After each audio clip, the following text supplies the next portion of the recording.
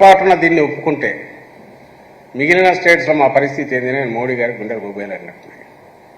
అందుకోసమే ఆఖరికి ఆ పువ్వు గుర్తు పెడుతుంటే కూడా దానికి అడ్డం పడినారని ససేమిరా అన్నారని వార్తలు బయటకు వచ్చాయి. 3-4 గంటలు డిలేడ్గా వచ్చారు. అది ఆ మొత్తం ఆ ప్రహసనం చూస్తే, మేనిఫెస్టో రిలీజింగ్ దాన్ని చూస్తే అసలు దీనికి బీజేపీ మద్దతు లేదు కదా, యాక్చువల్ దాన్ని వాళ్ళు డినై చేస్తున్నారనేది ఎక్కువ ప్రస్ఫుటంగా కనిపిస్తుంది. మద్దతు లేకుండా న్యూట్రల్గా ఉండడం కాదు, మాకొద్దు మేమైతే దీన్ని ఓన్ చేసుకోమనేది స్పష్టంగా చెప్పారనేది, సూటిగా చెప్పారు అనేది ఆ ప్రహసనం ద్వారా మనకు కనిపిస్తుంది. అయినా సరే ఈయన బహుశా పెట్టుకుందే వాళ్ళని పక్కన దారికి పెట్టుకున్నట్టున్నాడు. అంటే మోడీ నేను ఫ్రెండ్స్ అక్కడి నుంచి డబ్బులు బాగా వస్తాయి, వచ్చినవన్నీ నేను ఇంప్లిమెంట్ చేస్తాను అని చెప్పుకోవడానికి వాళ్ళని పొత్తులో పెట్టుకున్నట్టున్నాడు. వాళ్ళతో ఆటలాడుతున్నాడేమో నాకు అనిపిస్తుంది. అంతకుమించి వాళ్ళ నుంచి పెద్ద ఎక్స్పెక్ట్ చేస్తున్నట్ల వాళ్ళు ఇంకా తెలివైన వాళ్ళు కాబట్టి ఇదేదో పెద్ద దీంతో మనం ముంచేట్టున్నాడు ఇతనని చెప్పి పక్కకు తప్పుకున్నట్టున్నారని నాకు అనిపిస్తుంది. అందులో 14లో వాళ్ళ పేర్లు వాడుకొని ఒక లెటర్ రాసి అప్పుడు పెట్టాడు. అందులో ఒక్కటంటే ఒకటి అమలు చేయలేదు. 3 సెంట్ల స్థలం కానీ, ఇంకేదో గ్యాస్ సబ్సిడీ కానీ, ఇంకా ఇట్లాంటివి ఏవో ఉన్నాయి దాంట్లో ఆయన పెట్టిన వాటిలో, నిరుద్యోగ వృత్తి కానీ, ఇవన్నీ జగన్మోహన్ రెడ్డి గారి మధ్య చూపిస్తున్నారు, మేము చూపిస్తున్నాం. ఏదో 14లో ఇది చేశాడు, అప్పుడు ఈ 3 ఫోటోలు పెట్టుకున్నారంటే ఈ దుంపదగా ఈసారి కూడా మళ్ళీ ఇది చేస్తాడేమో, వద్దు మా ఫోటో వద్దని తీసేసుకున్నారు. ఇంకేం చెప్పినా మీరు కొట్టుకోండి అన్నారు. అంటే అది ఒక కృత్రిమ మ్యారేజ్ వీళ్ళకి జరిగింది. చంద్రబాబు నాయుడు తన అవసరం కోసము ఏం చేశాడో, ఏ రకంగా వాళ్ళ కాళ్ళు పట్టుకున్నాడో, గడ్డం పట్టుకున్నాడో మొత్తం మీద తెచ్చి జట్టులో చేర్చుకున్నాడు తప్ప పవన్ కళ్యాణ్ అంటే ఆయన చేసేదే ఉంది. ఈయన తరఫున నేను ఇంతకుముందు ఎప్పుడు అన్నట్టు 100% సబ్సిడీ ఇంకోరా అలాంటిదో తను అవుట్ సోర్సింగ్ ఏజెన్సీలో తన అవసరం కోసం పెట్టుకున్న ఒక క్రియేట్ చేసుకున్న ఒక పాత్ర ఆయనకి ఇచ్చాడు. కాబట్టి ఆయనకు ప్రత్యేకంగా ఒక హక్కులు అధికారాలు ఉంటాయనో, తను ఐ రిజర్వ్ మై రైట్ అనగలలోనే నేనైతే అనుకోవట్లా. సో ఇంతవరకు వచ్చాక ఏం ఫోటో పెట్టుకుంటే ఏమైనా పెట్టుకోకపోమని ఆయన పక్కన నిలబడినట్టున్నాడు. ప్లస్ ఆయన పూచిపోయినా పడకపోయినా ఫరక్ అయ్యేది లేదు. కానీ బీజేపీది ఏదో కావాలి కాబట్టి అది ఎత్తి చూపినందుకు జగన్మోహన్ రెడ్డి గారిని బండబూతులు తిప్పుతూ మళ్ళీ ట్వీట్లో 10 నిమిషాల్లో పెట్టారు. అయ్యా మీ దానికి బీజేపీ సెంటర్లో ఉన్న బీజేపీ మద్దతు కూడా లేదు, వాళ్ళు డినై చేస్తున్నారంటే దానికి నీవు తల్లి చెల్లి నీకు ఇది లేదు, ఇదొక లెక్క అంటే తిడతా ట్వీట్లు కూడా పెట్టినారు. అంటే ఎంత సెన్సిటివ్గా రియాక్ట్ అవుతున్నారో చూడండి. వాళ్ళకు కావాల్సిన మొహమాటానికైనా సరే బీజేపీ దీనికి మద్దతు ఇస్తుంది అని చెప్పించడం కోసం ఎన్ని పాటలైనా పడైనా సరే, ఎందుకంటే జనం లేకపోతే అడుగుతారు కాబట్టి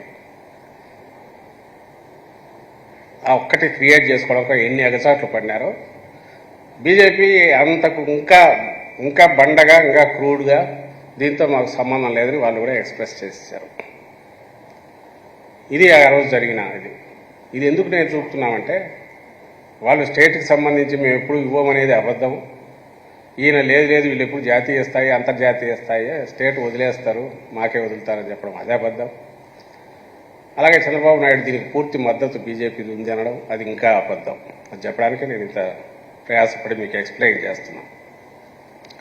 ఇకపోతే ఇంకోటి మూడవది, ఇది నిజానికి దీనికి కూడా ఈయన ఆన్సర్ ఇవ్వాలి. మీరు గమనిస్తున్నారు గత కొద్ది రోజులుగా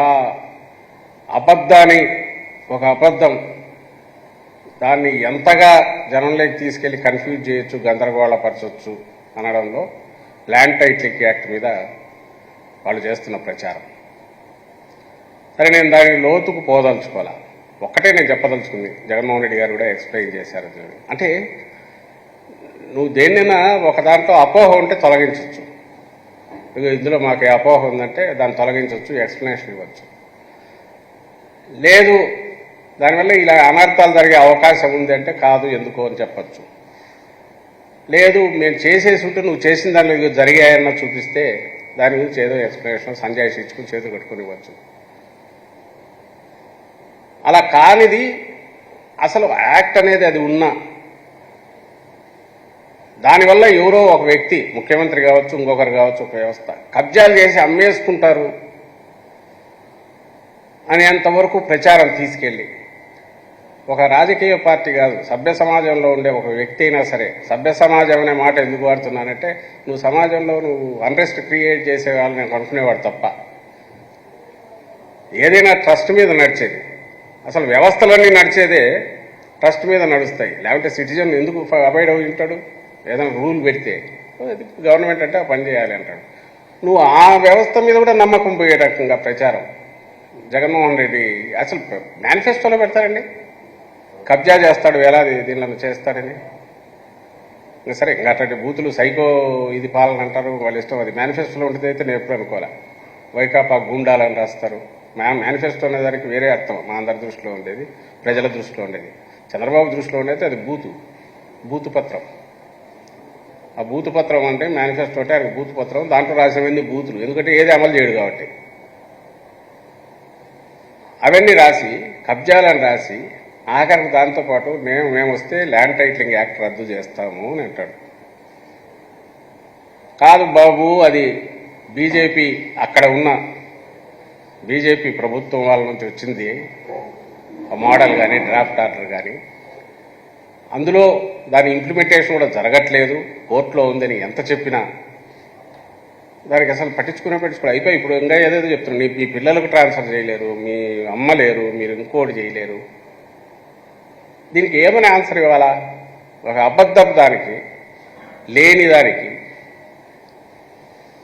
నువ్వు అలాంటి ఆరోపణలు చేసి కన్ఫ్యూజ్ చేసి ప్రజల్లో గందరగోళం క్రియేట్ చేస్తే దానికి ఆన్సర్ ఏమని ఇవ్వాలి? అందుకే ఇది బీజేపీ చేసింది. బీజేపీ చేసిన దానికి బీజేపీ మీ కూటమిలో ఉంది, నువ్వేమో ఇక్కడ రద్దు చేస్తా అంటున్నావు. సాక్షాత్తు ప్రధాని మోడీ గారే ఆయన డైరెక్షన్ మేరకే అది నీతి ఆయోగ్ తయారు చేసిన డ్రాఫ్ట్ యాక్టు, మోడల్ యాక్టు. అది కూడా మీరు చూడండి, చూపించదు పెట్టండి.